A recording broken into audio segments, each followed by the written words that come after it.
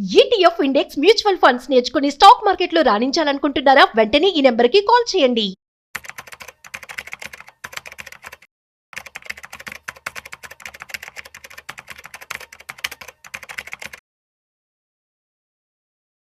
నమస్తే, welcome back to Suman TV. Present మనతో పాటు ఉన్నారు స్టాక్ మార్కెట్ అనలిస్ట్ సుందరరామరెడ్డి గారు. నమస్తే సార్. నమస్తే.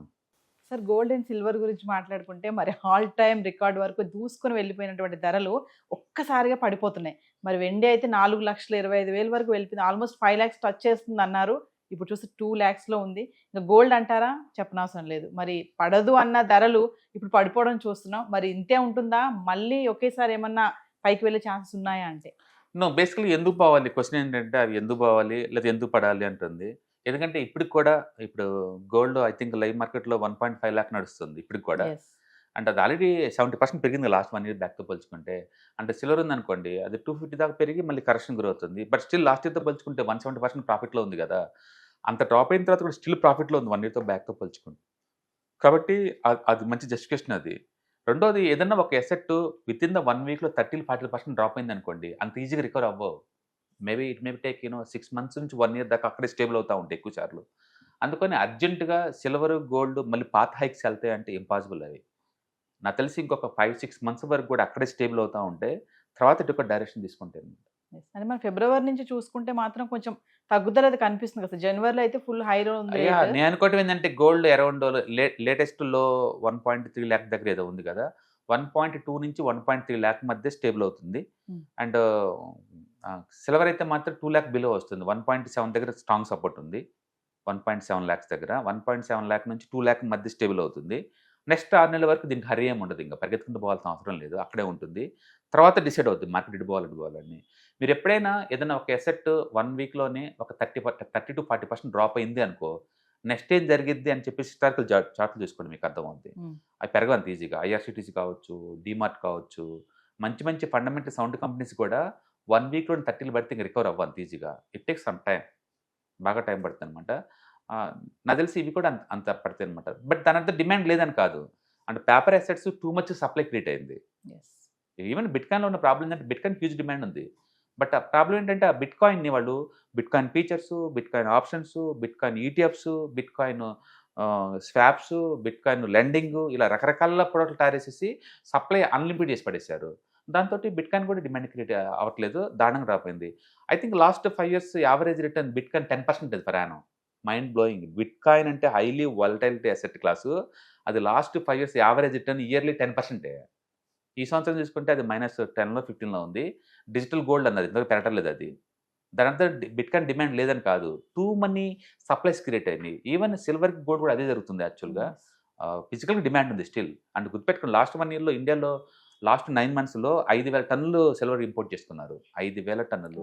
అండ్ గోల్డ్ తగ్గించినా సరే అండ్ 550 టన్నులు ఇంపోర్ట్ చేస్తున్నారు లాస్ట్ 9 monthsలో ఇండియా వాళ్ళు. అంటే వాటికి డిమాండ్ అని తగ్గలేదు టూ మచ్గా. బట్ పేపర్ అసెట్స్కి డిమాండ్ తగ్గుతుంది అంతే.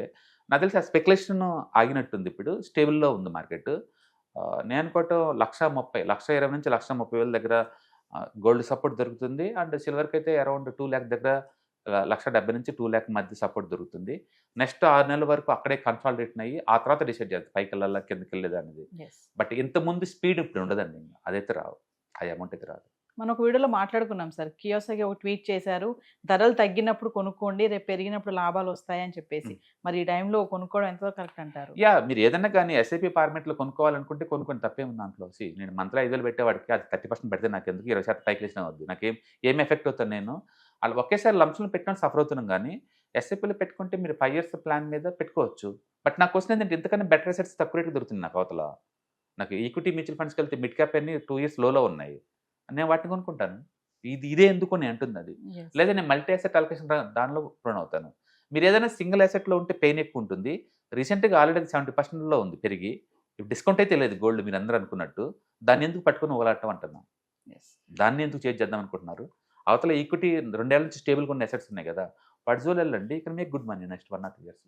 పబ్లిక్ ఏదో కన్ఫ్యూజన్ ఉంది. ఇప్పుడు మార్చ్లో మ్యారేజెస్ స్టార్ట్ అవుతున్నాయి, మరి పెళ్ళిళ్ళు ఖచ్చితంగా బంగారానికి సంబంధం ఉంటుంది కాబట్టి మరి ఇప్పుడు ఇది తగ్గుతుంది కదా, ఈ టైంలో కొని పెట్టుకోవాలా, ఇంకొంచెం వెయిట్ చేయొచ్చా అని నేను అంటుంది. మార్కెట్ నెక్స్ట్ మంత్ కోసం ఏం ఎక్స్పెక్ట్ చేస్తామండి, ఎంత కొనొచ్చు.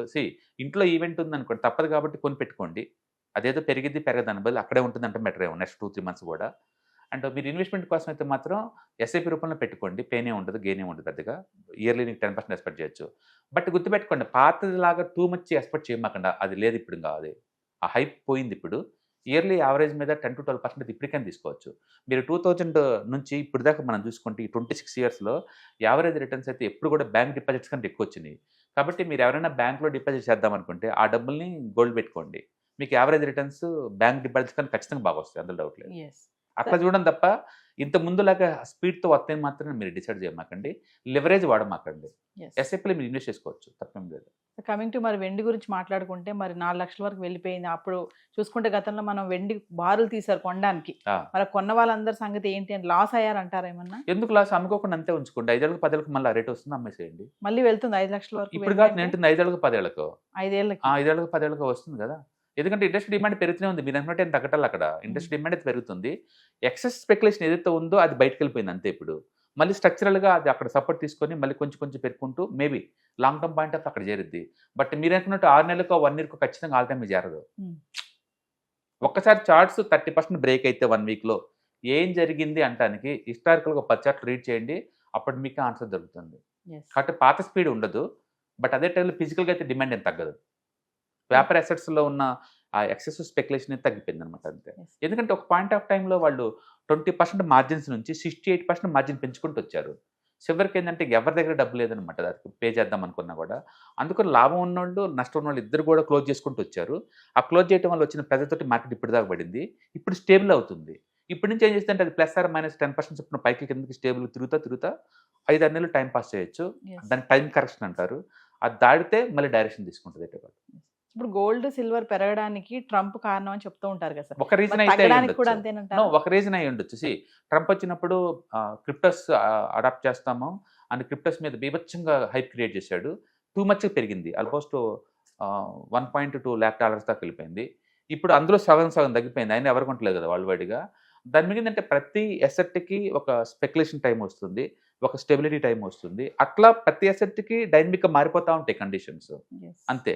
ట్రంప్ అనేది ఒక రీజన్ అంటే maybe one of the reason, not main reason, one of the reason అయి ఉండొచ్చు. ట్రంప్ రాక ముందు నుంచి గోల్డ్ పెరగడం బిరిగింది. మీరు 2020 నుంచి చార్ట్ తీసుకోండి, ఇయర్లీ 15% పెరుగుతూనే ఉంది. కాబట్టి గోల్డ్ పెరిగే టైంకి ఆయన అక్కడ ఉన్నాడు, అట్లా అనుకోవచ్చు మనం. కాబట్టి ట్రంప్ ఈవెన్ స్టేబుల్ అయినా సరే, ఈ మధ్య రూమర్స్ వస్తున్నాయి చైనా వాళ్ళు, రష్యా వాళ్ళు డాలర్లో బిజినెస్ చేయడానికి యాక్సెప్ట్ చేస్తున్నారు అని అన్నారు. దానివల్ల గోల్డ్ ఇంకా డ్రాప్ అవుతుంది, సిల్వర్ ఇంకా డ్రాప్ అవుతుంది అంటున్నారు. కానీ అండ్ అది ఈవెన్ చైనా రష్యా వాళ్ళు డాలర్ని అడాప్ట్ చేసినా సరే గోల్డ్ ఏం తగ్గదండి. సెంట్రల్ బ్యాంక్స్ డీల్ చేస్తాయి గోల్డ్ని, వాళ్ళేమో దానేమో అమ్మరు. మళ్ళీ గోల్డ్కి పాత డిమాండ్ ఏమో రాదు. నేను అనుకోవటం ఏంటంటే అసలు డాలరే itself is going to drop down to the 80-75 దాకా వస్తుంది. ఎందుకంటే నీకు అది ఆల్మోస్ట్ 5 years లోకి వచ్చింది డాలర్. నెక్స్ట్ అది ట్రెండ్ లైన్స్ సపోర్ట్ తీసుకుంటుంది. ఇప్పటికే 4 times టచ్ అయింది trend line, up and trend line. అది కనుక బ్రేక్ డౌన్ అయితే ఈవెన్ డాలర్ కూడా 80కి వస్తుంది. పబ్లిక్ నమ్మచ్చు నమ్మలేకపోవచ్చు, కానీ ఐ స్ట్రాంగ్ ఫీలింగ్ నెక్స్ట్ 5 yearsలో డాలర్ మనీ 80 రూపీస్ దగ్గర చూస్తాం. డాలరే తగ్గుతుంది. మరి అప్పుడు గోల్డ్ సిల్వర్ కరెక్షన్ గురయ్యి ఆ డబ్బుని తిట్టుకోవాలి, డాలర్లోకి అయితే ఖచ్చితంగా పోవట్లేదు కదా లెక్క. అందుకని డాలర్లో పోద్దని అనుకోవట్లేదు, కానీ మేబీ గోల్డ్ సిల్వర్ స్టేబుల్ అవుతాయి ఆ రేట్ దగ్గర. అంటే తర్వాత 2 words మళ్ళీ పాజిటివ్ బయాస్ మీద పోవచ్చు. బట్ ఇంతకుముందు స్పీడు, ఇంతకుముందు అంత స్పెక్యులేషన్ ఉండదు. అది ఒకసారి వచ్చే ఈవెంట్, వచ్చింది పోయింది అంతే. ఇప్పుడు స్టేబుల్లో అవుతాయి మనీ కూడా. ఐ థింక్ ఇండియన్ ఈక్విటీ ఇప్పుడు మంచి స్టేబుల్గా ఉందండి. అండ్ ఈ టైంలో ఇండియన్ ఈక్విటీ మీద బెట్ కాసుకోవడం బెటర్ గోల్డ్ సిల్వర్తో పోల్చుకుంటే. తక్కువ టైంలో కొంచెం ఎక్కువ మనీ మేక్ చేసే ఛాన్స్ ఎక్కువ ఉంటుంది. ఒకవేళ సిల్వర్ గోల్డ్ తీసుకుందామన్నా తీసుకోండి, ఎస్ఐపి ఫార్మేట్లో తీసుకోండి, 4-5 years టార్గెట్ తీసుకోండి, షార్ట్ టర్మ్ కోసం తీసుకున్నాం. సో ఫైనల్ సార్ ఏదేమైనా ఈ టైంలో అవసరం ఉంది కొనాలి అనుకున్న వాళ్ళు అయితే కొనొచ్చు అంటున్నారు. డెఫినెట్గా, ఎందుకంటే 1,80,000తో పోల్చుకుంటే 1,50,000 బెటరే కదా. సో ఒకసారి మరి ఫర్దర్గా మన క్లాసెస్ స్టార్ట్ అవబోతున్నాయి కదా, వాటి గురించి. ఈ మంత్ ఎండింగ్లో మళ్ళీ వీకెండ్స్లో ఉంటుందండి. And ETFs, index funds, mutual funds ఎవరైనా ఇంట్రెస్టింగ్ పార్టిసిపెంట్స్ ఉంటే కింద స్క్రోల్ అవుతున్న నెంబర్పై కాల్ చేసుకుంటే మన వాళ్ళు ఇన్ఫర్మేషన్ పాస్ చేస్తారు. సో వ్యూవర్స్, మరి ఫిబ్రవరి 28 నుంచి మార్చి 2వ తారీఖు వరకు stock market analyst Sundar Rama Reddy గారిది క్లాసెస్ అయితే నిర్వహించబోతున్నారు. ఈవినింగ్ 6 గంటల నుంచి 8 గంటల వరకు index funds, mutual funds, ETFs ఏది ఎక్కడ ఇన్వెస్ట్మెంట్ చేయాలి, ఎంత ఇన్వెస్ట్మెంట్ చేయాలి, ఎలా ఇన్వెస్ట్మెంట్ చేయాలి, ఎంత ఇన్వెస్ట్మెంట్ చేస్తే ఎలాంటి రిటర్న్స్ వస్తాయి, హై రిటర్న్స్ ఇచ్చే ఫండ్స్ ఏమేమి ఉన్నాయి, మరి ఒక్కసారి కనుక సార్ క్లాస్ మీరు అటెండ్ అవుతే సార్తో డైరెక్ట్గా మాట్లాడి మీ డౌట్స్ అన్ని కూడా క్లారిటీ చేసుకోవచ్చు.